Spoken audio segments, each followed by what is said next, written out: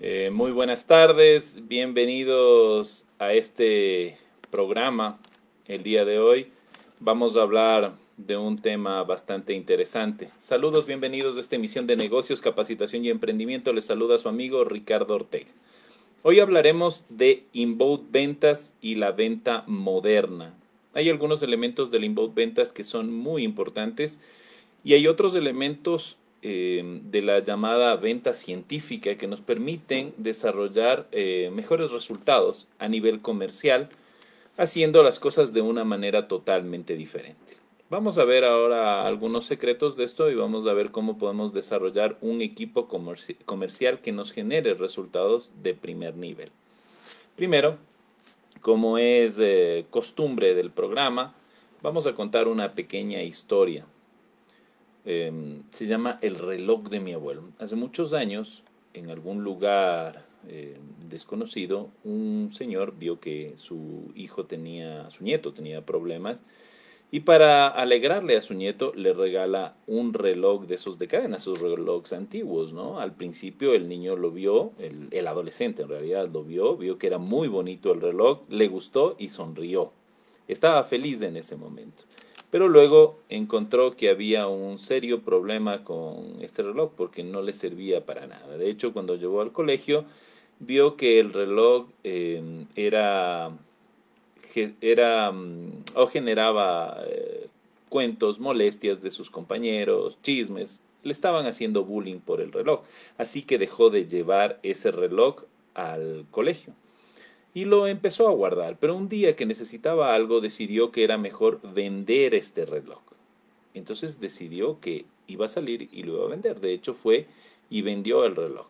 Le pagaron una cantidad que para él era muy importante. ¿Sí? Le pagaron $5 por el reloj y este adolescente sintió que era el mejor negocio de su vida. Luego de esto pasó el tiempo y un día el abuelo le dice, ¿cómo estás? Cuéntame, ¿cómo te ha ido con el reloj? Y este chico le cuenta, ¿sabes qué, abuelo? No me encontré mucho valor en el reloj, así que me pareció súper interesante venderlo. Lo vendí y ahí sí que me dio bastante valor el reloj, porque me dio $5. El abuelo le queda viendo, el abuelo se entristece y se va. No le dijo nada al nieto. Pero luego el nieto se acerca y le dice, abuelo, vi que te entristeciste, ¿por qué? Le dice, bueno, pues primero ese reloj no era cualquier reloj, era un reloj que estaba enchapado en oro. Tenía un diamante dentro, el reloj es especial. Además, fue un reloj que le perteneció a mi abuelo. Y este reloj estuvo en la Segunda Guerra Mundial. Mi abuelo estuvo en la Segunda Guerra Mundial y este reloj le permitió a él en los momentos más críticos levantarse y seguir adelante, porque atrás del, cuando le abrías, tú movías una cosita y se podía ver la foto de mi padre y toda su familia. Y eso a él le tenía vivo y le tenía con mucha fuerza. Cuando yo he tenido crisis en la vida y crisis muy fuertes, este reloj me ha permitido salir adelante. Ese ha sido una de las mejores cosas que he tenido, uno de los mejores regalos que he podido tener.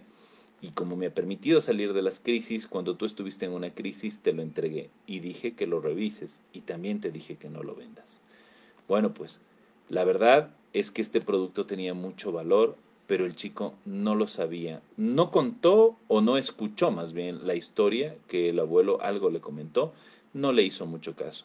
Y el producto perdió su verdadero valor en ese momento. Entonces él fue y lo vendió en $5.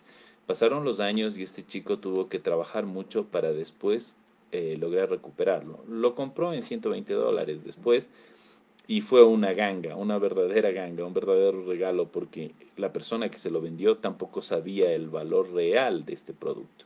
El valor real del producto en el mercado, cuando fue a preguntarle a un especialista, estaba sobre los $1,000. Mismo reloj, sin historia. Y cuando contaban la historia, había gente que quería pagar más de $3,000 por el mismo reloj que en algún momento lo vendió en $5. Nosotros tenemos que saber que los productos pueden tener un valor real, un valor que a veces nosotros no lo conocemos y un valor que lo da la historia. Vamos a ver un poquito más de esto porque en ventas es importantísimo conocer todo esto. Esto es Hablemos de Negocios con Ricardo Ortega, el programa de capacitación, liderazgo, emprendimiento y empresa que normalmente se transmite por la 88.9 FM, JM Radio Maestra. Los contactos al WhatsApp, solo por mensaje, en Ecuador al 099-8498-852. 099-8498-852. Vamos a hablar un poco de lo que normalmente sucede con los vendedores. Los vendedores cuando quieren vender, ahora tienen un concepto. Y el concepto es crear una necesidad. Ese es un buen vendedor, aquel que crea una necesidad. Bueno, pues en la vida real esta ya no es una venta científica. Crear una necesidad no es algo importante. Hay que hacer otras cosas. Y hoy vamos a hablar un poquito de esto. Entonces, lo primero que debemos hacer cuando nosotros estamos trabajando con las ventas es cambiar el chip de la famosa venta, el chip de nuestro vendedor, ¿sí? Dejar de querer vender por vender, dejar de crear necesidades inexistentes. Empezar a entender al cliente como la parte más importante de nuestro negocio. ¿Sí? Como la parte fundamental de nuestro negocio. Y por lo tanto, si es la parte fundamental de nuestro negocio, tenemos que hacer nosotros cambios en el criterio para poderle vender. En otras palabras, en vez de crear necesidades falsas, lo que yo debería hacer es tratar de entender las verdaderas necesidades y motivaciones de mi cliente. El inbound marketing, el inbound ventas, que son una metodología, lo que buscan es entender al cliente y generarle verdadero valor para que sea el cliente el que me compre. Entonces, hay un análisis científico que determina que a nadie le gusta que le vendan. A nadie en el mundo le gusta que le vendan, pero sí le gusta a la gente comprar. Entonces, cuando la gente nos quiere vender, nos sentimos incómodos, no nos sentimos bien. Pero en cambio, cuando la gente, cuando nosotros salimos, sí nos gusta comprar, nos gusta comprar. Entonces, ¿qué es lo que propone esta metodología? Es generar un proceso en el que el cliente entienda que hay mucho valor de por medio, que yo me preocupo por el comprador, me preocupo de tal manera que le genero muchísimo valor y este valor que le he generado se traduce al final en una venta, que puede ser una venta corporativa o una venta individual, no importa, pero es una venta a largo plazo, ¿sí? Pero ¿qué genera, además de ser una venta a largo plazo? Esto genera que esta venta no solamente sea a largo plazo, sino que fidelice a los clientes también a largo plazo. Es decir, al principio vamos a perder un poco, ¿sí? Vamos a tener que negociar tiempo, pero después es una venta muy a largo plazo. La gente se queda con nosotros muy a largo plazo. Esa es la verdadera diferenciación. Antes de esto, para poder generar una verdadera venta inbound, necesitamos hacer algunas cosas, ¿sí? Entonces, lo primero que deberíamos hacer es entregar valor. Y para eso hay que entender por qué es importante nuestro producto. Y ahí viene un tema que hemos hablado ya aquí antes, ¿no? Lo primerito que deberíamos hacer es saber qué valor entrega nuestro producto. Y más allá del valor que entrega, cuál es nuestra verdadera propuesta de valor. Ahí yo creo que radica muchísimo la diferenciación entre un producto y otro producto. Nunca me he de cansar de hacer el ejemplo con la Coca-Cola en este sentido, ¿no? La Coca-Cola no vende Coca-Cola, no vende una gaseosa, no vende esas cosas. La Coca-Cola vende felicidad y entonces cuando yo voy a comprar una Coca-Cola, compro familiaridad, compro un momento de compartir en familia, compro felicidad, compro algunas cosas de esas, ¿no? Otro ejemplo, la Pepsi-Cola. La Pepsi-Cola no nos vende gaseosa tampoco, vende juventud, igual que ahora Fanta. Fanta quiere vender algo parecido. Cosas por el estilo son las que agregan valor. Es decir, esta es nuestra propuesta de valor. ¿Qué le estoy yo entregando a mi cliente más allá de mi producto? Acuérdese, el producto es un elemento, pero más allá de eso, ¿qué le quiero yo entregar a mi cliente? Y entonces ahí vienen algunas cosas importantes que debemos considerar, ¿no? ¿Cómo entrego valor con mi producto? ¿Qué entrego a cambio de los datos de mi cliente, por ejemplo. Pero más allá de eso, mucho más allá de eso, de solamente entregar valor, yo debo entender qué valor le estoy entregando a mi cliente. Y para eso, obviamente, lo primerito que debería hacer es entender quién es mi cliente. Mucha gente ya dice, sí, conozco yo a mi cliente cómo es, pero no tiene un dato concreto de ese cliente. Es decir, ¿quién es su cliente? Y la respuesta es una persona de más o menos entre 18 y 60 años. Por ejemplo, el otro día en una tienda estábamos conversando sobre ese tema y le preguntaba, ¿y cuál es su cliente? Bueno, acá vienen niños, vienen adultos, vienen personas de la tercera edad. Entonces, más o menos, mi cliente está entre 8 y 75 años, más o menos. Bueno, pues ahí hay una gran diferencia de edades, unas diferencias generacionales tan importantes que lo único que nos está diciendo esa persona es que no entiende quién es su verdadero cliente. Entonces, lo primero que yo debo hacer es generar un buyer persona, ¿sí? ¿Cuál es la persona que me va a comprar? ¿Cuál es mi comprador real? Bueno, pero ¿sabe qué? Yo tengo como 4 tipos de compradores. Bueno, tiene 4 buyer persona. Haga el perfilamiento de estos 4 buyer persona. Ya hablamos en algún programa anterior sobre el buyer persona. Inclusive les envié un formato para que levanten su buyer persona y expliqué claramente qué elementos debe tener, ¿no? Ahí estaban los elementos de qué edad tiene, cómo es, cuál es la personalidad. Y ahí estamos englobando en una persona semificticia. ¿Por qué? Porque no es tan ficticia, más o menos así es el promedio de mis compradores, es decir, tienen entre 20 y 25 años y más o menos es así, ¿no? Y le voy dando algunos datos. Es una persona ficticia porque no existe en la vida real como tal, ¿sí? Hasta le ponemos un nombre al buyer comprador, pero no existe. Sin embargo, se ajusta muchísimo a la realidad de muchos de mis compradores.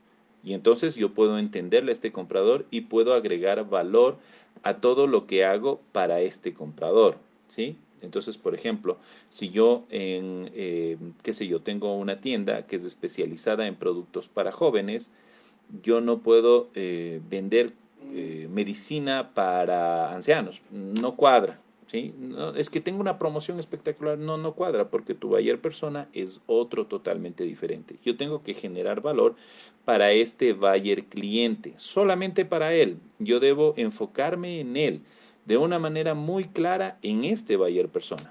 En realidad las organizaciones pueden tener 4 o 5 buyer persona, que son los clientes ideales, los clientes espectaculares que va a tener.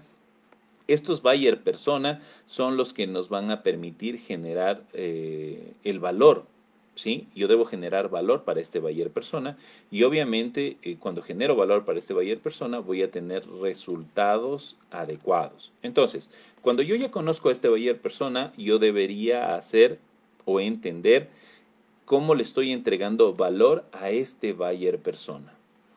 Ahí viene la pregunta. Si mi buyer persona es una persona, es un alguien, ¿sí? Que le vamos a llamar Juanito, y Juanito es una persona que le encanta jugar fútbol, ¿cómo le puedo yo entregar valor a Juanito? Bueno, pues tengo que entregarle noticias de fútbol, tengo que entregar datos relevantes de fútbol. Y entonces ahí, por ejemplo, hay restaurantes que son especializados en estos temas y que ambientan un sitio adecuado como para fútbol, es decir, ambientan una estructura como para que alguien vaya a ver el fútbol allá, vaya a ver los partidos de fútbol que se van a transmitir ahí, porque no podría ser, imagínense, yo estoy entregando valor para gente que le encanta los deportes, ¿sí? Y voy a ponerme un restaurante que le va a entregar valor a la gente que le encanta los deportes. Perfecto, hasta ahí estamos muy bien. Y entonces yo voy a vender comida a la hora que va a haber un partido de fútbol y no lo transmito en vivo, pues no estoy entregándoles el valor que estoy ofreciendo. Entonces yo debo entender muy bien a mi buyer persona, a mi cliente, a mi comprador, lo debo entender muy bien para poderle agregar valor a todo lo que yo haga en relación a él. Esto debe estar muy claro. Entonces, lo primero, la propuesta de valor, definir a mi buyer persona y luego definir el valor de mi producto, el verdadero valor de mi producto, ¿sí? Y ahí viene un tema importante. Yo he conversado con muchas organizaciones, a mucha gente que le asesoro y le pregunto, ¿cuál es el verdadero valor que tú le entregas a tus clientes? ¿Cuál es la diferencia que hay entre tu producto y otros productos que pueden ser similares o no? ¿Cuál es la verdadera diferenciación? Y entonces la gente me suele dar una respuesta y me dice, ¿sabes qué? No hay mayores diferenciaciones, ¿sí? No hay mayores situaciones que lo diferencien, pero yo quiero subir el precio. ¿Y cómo vas a subir el precio si no hay diferenciadores? Necesitas obligatoriamente tener diferenciadores para que puedas subir el precio de tu producto, ¿no? Hay cuatro estructuras que te permiten diferenciar tu precio, tu valor, tu costo, ¿sí? Solamente son cuatro, ¿no? Esto no es muy complejo. Entonces, el primero de todos estos, el más importante, y en ese se basan las grandes corporaciones, el más importante es dar garantía. De hecho, uno de los sesgos cognitivos para la venta es la garantía. ¿Qué hay detrás? Si algo garantiza o no garantiza esa posible compra, ese posible producto, ¿ya? Entonces, el primero, importantísimo, garantía. Ese es el más importante, enfocado en el cuadrante, el número uno, garantía. ¿Qué garantía les estoy ofreciendo yo a mis clientes? Si esta garantía es real o no es real. ¿En qué me baso para yo garantizar este producto, ¿no? Y de ahí viene el segundo elemento importante o la segunda gran estructura para yo ofrecer un valor diferenciado, un valor diferencial de mi venta y de mi producto. Y el segundo es historia. Si yo quiero garantizar algo, obviamente deberé tener una historia. Y entonces alguien me dice, oiga, pero lo que pasa es que mi producto está recién abriéndose al mercado. Es la primera vez que yo me estoy abriendo, apenas tengo un mes. Entonces yo le pregunto, ¿y entonces la persona que lo creó tenía experiencia en el tema? Sí, claro que tenía muchísima experiencia. Entonces ahí tenemos que basarnos en la experiencia de quien lo está creando, de quien está haciendo este proceso. No, él no tiene experiencia, el creador, pero tiene experiencia la persona que está desarrollándolo, el gerente. Perfecto, entonces tenemos que basarnos en la experiencia de él, porque esa es la historia que hay detrás de la organización. Y esa historia nos va a permitir enfocarnos y decir, oye, yo sí te puedo dar garantía de este producto. Entonces, por ejemplo, una empresa, una microempresa se pone una producción de quesos, ¿ya? Entonces yo voy a producir quesos desde ahora y como es una empresa nueva no tiene una historia detrás. Pero entonces viene la pregunta, oye, ¿y quién la está haciendo? No, pues la persona que está haciendo trabajó en tal empresa de quesos y él producía antes quesos, tiene como 30 años trabajando en quesos. Ahí hay una experiencia detrás, hay toda una historia, ya no de la empresa, pero sí de quién está haciendo estos quesos y entonces ahí yo puedo diferenciar mi producto porque no es un producto que lo está haciendo un neófito en la materia, una persona que no conoce, lo está haciendo alguien que tiene muchísimo conocimiento y muchísima experiencia. Ese es el segundo gran elemento. El tercero gran elemento dentro de esta estructura, la tercera parte o pilar fundamental, es la experiencia de cliente. ¿Sí? Y entonces ahí viene algo mucho más fuerte. No es el servicio al cliente, es mucho más. Entonces, esta experiencia del cliente tiene que ver muchísimo con lo que estamos viviendo en global cuando yo voy a comprar un producto. Y aquí tiene mucho que ver Inbound Ventas. ¿Qué experiencia tiene mi cliente antes, durante y después de la venta? ¿Cómo conocí yo a ese producto? Ahí vamos a ver más luego un poco sobre esto de la parte de Inbound Ventas, los pilares fundamentales, ¿no? Pero en experiencia del cliente es interesantísimo saber o es importantísimo entender cómo yo empiezo a generar esta experiencia de cliente, ¿sí? Y para eso yo tengo que saber el camino de mi comprador, este famoso camino de por qué decidió comprarme a mí y por qué no le compró al vecino que también vende lo mismo. Ahora que está tan de moda la palabra el veci, ¿no? Al señor que está al lado mío, a la tienda que está al frente, ¿por qué no le compraron a él y me compraron a mí? Etcétera. Todas esas cosas yo tengo que ir viendo qué es lo que generó este elemento de la compra que es tan importantísimo. esa experiencia del cliente. Entonces, previo a cuando esta persona decidió o tenía la necesidad, ¿sí? Cuando esta persona empezó la búsqueda de este producto o servicio y cuando tomó la decisión de que lo va a comprar, ¿sí? Y luego de eso, ¿qué le pareció este producto o servicio? Por ejemplo, cuando alguien decide que va a comprar un iPhone, tiene que tomar la decisión de compra del iPhone comparándole con los otros teléfonos cualquiera que hay, cualquier teléfono que haya, no importa la marca, ¿sí? Huawei, Samsung, etcétera, ¿ya? Y tiene que decidir por qué va a comprar el uno o el otro. Entonces el uno cuesta, no sé, 800, $900, $1,200 versus un teléfono que cuesta $300. Hay una gran diferenciación de precio. Pero no la gente que ingresa, que compra Huawei, no es la misma gente que compra o no está en la misma comunidad que compra un iPhone. ¿Sí? Ahí hay un gran diferenciador. Entonces, en experiencia de cliente, yo he visto inclusive videos de la gente que está desempacando el iPhone. Es importantísimo para ellos cómo lo desempacan, cómo lo abren, toda la experiencia que tienen al desempacarlo, la experiencia que tienen al vivir con el teléfono, con los beneficios que les da este teléfono versus a los que tienen con otros teléfonos. Todo eso es lo que hay que enmarcar para tener un gran diferenciador de precio. Este diferenciador de precio, acuérdense, tiene que ver con un pilar para yo poder diferenciar mi producto y tener un costo diferente, un valor diferente de mi producto, ¿no? Esos son los tres primeros. Y luego viene un último que es cuando hay escasez. Y cuando hay escasez, ahí les quiero contar algo de experiencias vividas. Cuando alguien decide que se va a poner un producto o servicio en algún lado y es el único que existe en ese sector, ¿qué puede hacer? Puede poner el precio que quiere, porque es algo que necesita la gente, puede poner los horarios que quiere y puede poner las cosas de una manera como él quiera. Inclusive puede a veces hasta maltratar al cliente, que es lo que mucha gente hace. Entonces aquí voy a ponerles un ejemplo real. En cierto sector había una sola panadería. Estos señores se pusieron la panadería y eran la única panadería en el sector. Y por lo tanto, ellos tenían precios muy altos, los horarios que ellos querían. Por ejemplo, esta panadería abría el sábado solamente en la mañana, a partir de las 8 de la mañana hasta las 12 del día, y el domingo jamás abría, ¿no?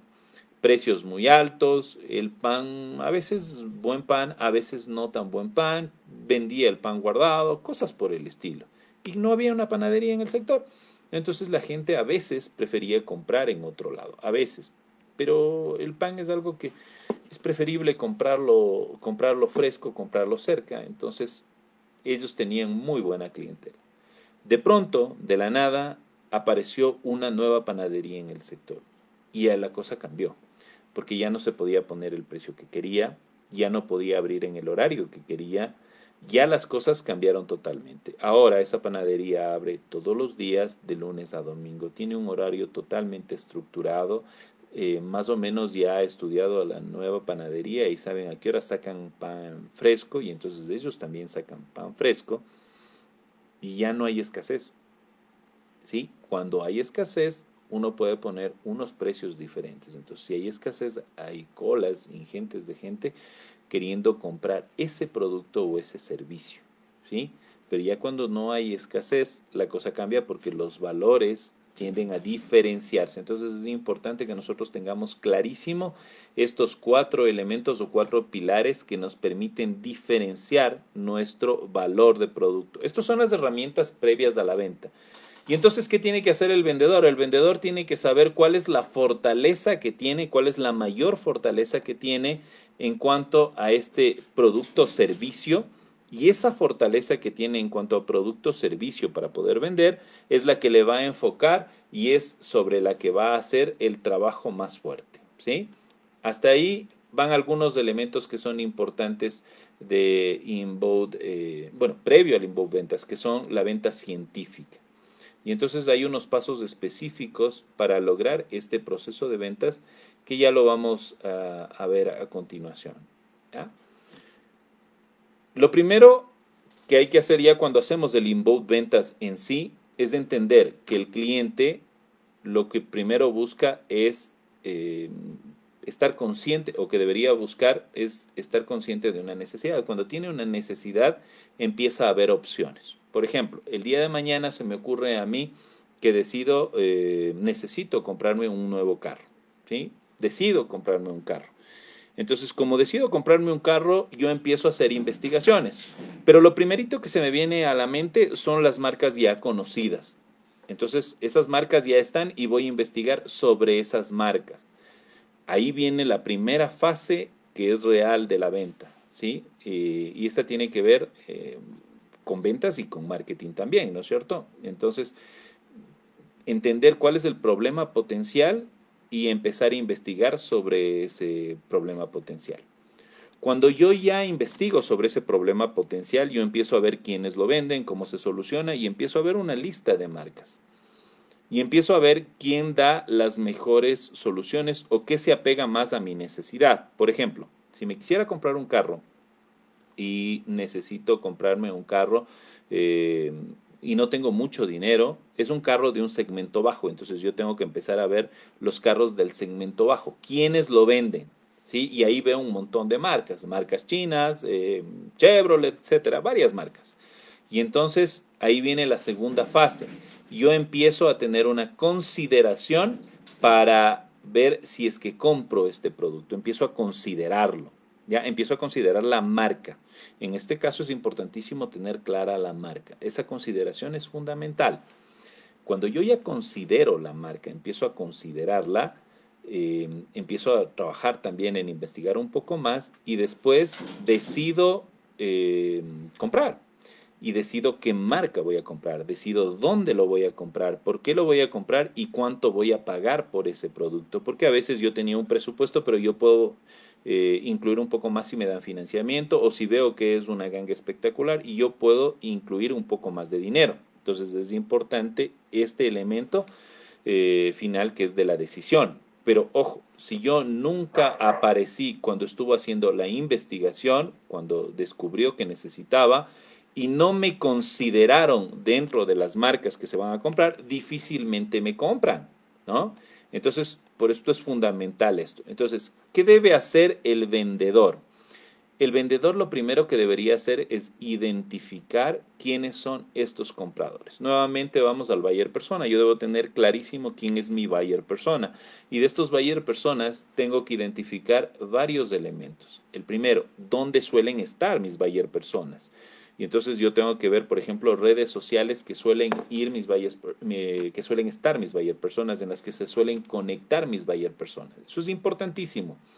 En qué sitios suelen estar mi buyer persona, etcétera. Yo tengo que empezar a ver dónde está, quién es mi buyer persona y dónde suele estar este buyer persona. Eso es importante. Número uno, ¿sí? Tengo que identificar estos elementos.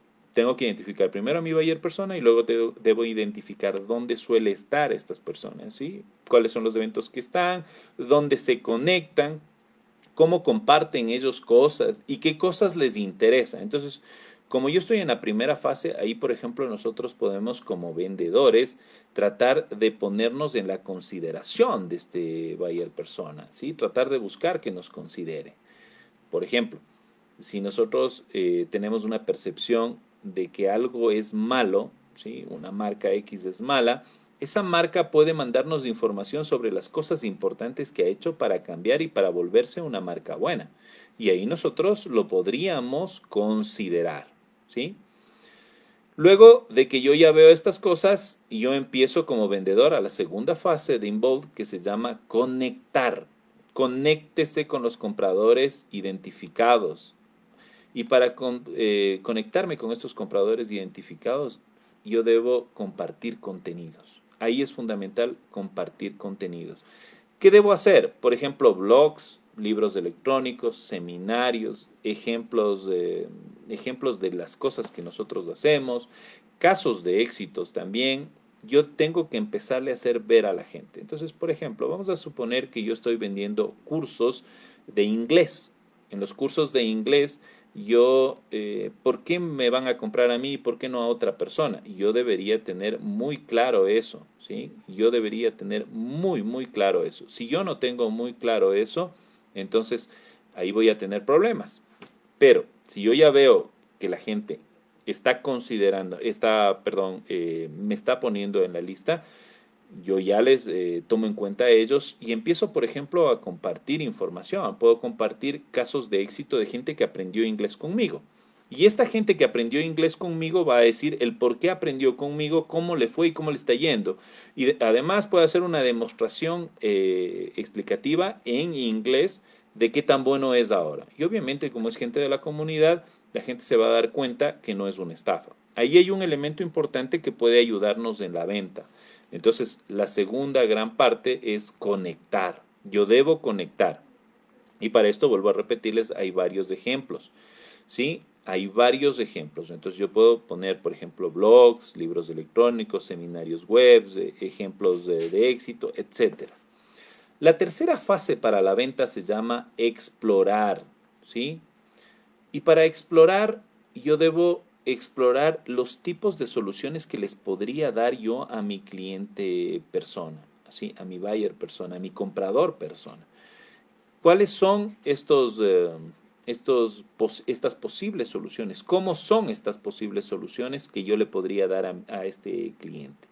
Yo debo trabajar en ese tema para que él vea que es una genuina forma de ayudarle y no una forma de crear una necesidad. Entonces hay que explorar qué problemas tienen, cuáles son las prioridades de esta persona, cuáles son las percepciones de este comprador frente a mi empresa ahora, cuáles son las percepciones de este comprador frente a las otras empresas, frente a las otras marcas, cuáles son las percepciones de cuál sería su empresa o su producto ideal, qué es lo ideal que él estaría buscando y por qué. Porque a veces el cliente también no sabe exactamente lo que quiere, por eso los estudios de mercado suelen tener serios problemas. Porque a veces el cliente no sabe lo que quiere, no sabe cómo lo que quiere, no sabe cómo lo quiere o por qué lo quiere. Entonces hay que tener muy claro eso para nosotros también asesorarle a nuestro cliente y asesorarle nuevamente de una manera genuina. Y por último, cuando nosotros ya tenemos estos datos, vamos a la parte que les decía, asesorarle al cliente. Y ahí le asesoramos de una manera genuina. ¿Cómo le asesoramos? Le asesoramos en la selección de la empresa a la que debería comprarle, que es la nuestra. Asesorarle cómo el problema que él tiene se le va a dar una solución de manera mucho más efectiva si toma la decisión con nosotros, asesorarle sobre las posibles otras soluciones adicionales que nosotros le podríamos dar, ¿sí? Inclusive nosotros le podríamos dar unos elementos de evaluación. Hace algún tiempo había una empresa aseguradora que sacó una tabla de cálculo de cuánto le costaría a alguien el seguro. Y entonces, si usted ponía ahí una propuesta de otro seguro diciéndole, me cuesta tanto, aquí está la propuesta, ellos hacían un análisis y le salía el cálculo de que usted podía con este seguro de esta empresa pagar menos por el mismo servicio. ¿Sí? Ahí se bajaban el precio. Ahí le estaban dando una solución. Hicieron una investigación y ellos estaban dando una asesoría. Mira, yo te doy lo mismo por menos precio y además te ofrezco esto otro. Ese es el famoso inbound ventas. Un proceso de ventas muy diferente, donde nosotros nos basamos en entender la verdadera necesidad del cliente, conectar con este cliente y entregarle verdaderas soluciones. Obviamente, ahí para que mi producto tenga un valor diferente, yo puedo ponerle en la escala, ¿sí? En el cuadrante del valor diferencial de mi producto. ¿Y cuáles eran estos? Vamos a retomarlo nuevamente, ¿no? Los valores o los pilares para poder diferenciar en costos a mi producto estaban en experiencia, habían cuatro pilares que son fundamentales, ¿no es cierto? El uno es experiencia de la empresa, el último es escasez, el tercero era historia, que es importantísima la historia, y el primero, el más importante, era garantía. Normalmente ese es el sesgo cognitivo, uno de los sesgos cognitivos más importantes, la garantía que yo pueda dar de que mi producto realmente es bueno.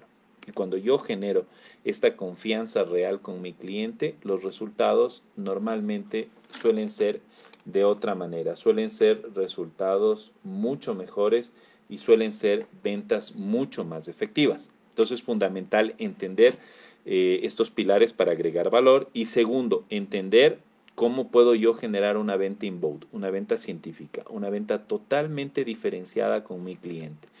Si yo logro hacer esa diferenciación, mi cliente va a entender que mi producto o mi servicio o mi empresa es la ideal para él. Y cuando ya descubre que es la ideal para él, es a largo plazo el matrimonio, es muy a largo plazo. Ya no solo nos compra una vez, sino que siempre nos va a tener en la consideración y nosotros logramos, si alguien ya tenía la impronta de marca en esa persona, logramos borrar esa impronta y generar una nueva impronta, una impronta muy importante para que siempre nos esté considerando. ¿Sí? Recuerden, este es el programa que estábamos hablando de hoy sobre la venta científica. ¿Cómo debo generar esta venta científica? ¿Cuáles son los verdaderos diferenciadores? Y para finalizar, quiero contarles también una pequeña historia. Hace muchos años había un señor que quería vender un piano. Este piano lo iban a utilizar para obras benéficas y era un piano que tenía muchos beneficios porque tenía piedras preciosas incrustadas. Bueno, era una maravilla el piano. Ellos habían tenido la idea de venderlo, pero como no encontraban dónde venderlo, deciden subastarlo. Van al sitio de subastas y ellos deciden que se iba a empezar a vender a partir de 1.000 libras esterlinas, pero se tenía previsto venderlo en 300.000 libras esterlinas. Entonces van a vender allá y arrancan la subasta. Entonces 1.000 libras esterlinas a la una, 1.000 libras esterlinas. Nadie levantó la mano. Como nadie levantó la mano, la gente se quedó preocupada y dice, la persona que estaba haciendo la subasta dice, no, pues algo tengo que hacer. ¿Qué debería hacer yo para que cambie esta subasta a mi favor? Y entonces dice, probablemente lo que yo tenga que hacer es hacer un cambio y en vez de ir subasta para arriba, voy a empezar a hacer subasta hacia abajo. Y empieza a hacer la subasta hacia abajo. ¿Qué es lo que hace? Empieza a subastar, 1.000, 900, 800 y empieza a bajar el precio. Y la gente aún así no compraba. Cuando llega al precio de 100, estaba diciendo 100, de pronto alguien levanta la mano y dice, disculpe, dice, 100 a la una. No, no, no, señor, yo no quiero comprar. Lo que quisiera es que usted me permita pasar y ver el piano. El tipo le queda viendo, se queda pensando y le dice, a ver, ¿usted quiere pasar y ver el piano? Le dice, sí, sí, quiero pasar a ver el piano. Bueno, le dice, el tipo va, pasa, se da una vuelta por el piano, lo siente, lo empieza a tocar como si el piano estuviera vivo, lo empieza a acariciar. Luego se sienta frente al piano y empieza a tocar. El tipo sabía de pianos, por lo tanto, como empieza a tocar en el piano, la gente empieza a sentirse extasiada. El piano empieza a sonar de una manera increíble, todos encantados, él estaba súper emocionado, súper feliz, y el piano empezó a sonar de una manera increíble. Pero de pronto el tipo deja de tocar, dice sí, el piano es bueno, se levanta y se va. La persona que estaba haciendo la subasta en ese momento ve que hay una gran oportunidad y empieza, a ver, decíamos 100 y alguien 100, 200, 300, 500, 800, 1.000, 2.000, 3.000, 5.000, 100.000, 200.000, 300.000, 500.000. El piano se llegó a vender en $500.000, mucho más alto del precio que estaba previsto venderse, mucho más alto. ¿Por qué se vendió el piano a ese precio? Bueno, porque al principio nadie quería comprar porque no encontraban una verdadera utilidad en el piano, porque no encontraban, no estaba ni siquiera en la consideración de ellos. Luego vieron que este piano era espectacular. No les entregó lo que normalmente entrega un piano, que es un producto que está ahí, sino que empezó a entregar melodías que llegaron al sentimiento de las personas. Inbound Ventas lo que hace es específicamente eso, llegar a la persona, llegar a hacerle entender a la persona que es importante para este vendedor y por lo tanto logra resultados increíbles. Esta es la pequeña historia Esto fue Hablemos de Negocios con Ricardo Ortega, el programa de capacitación, liderazgo, emprendimiento y empresa que normalmente se transmite por la 88.9 FM, JM Radio Maestra. Los contactos son al WhatsApp 099-8498-852, 099-8498-852. Para mí ha sido un verdadero gusto. Espero que tengan desde la próxima semana, desde hoy y la próxima semana, una semana llena de bendiciones. Que les vaya muy bien.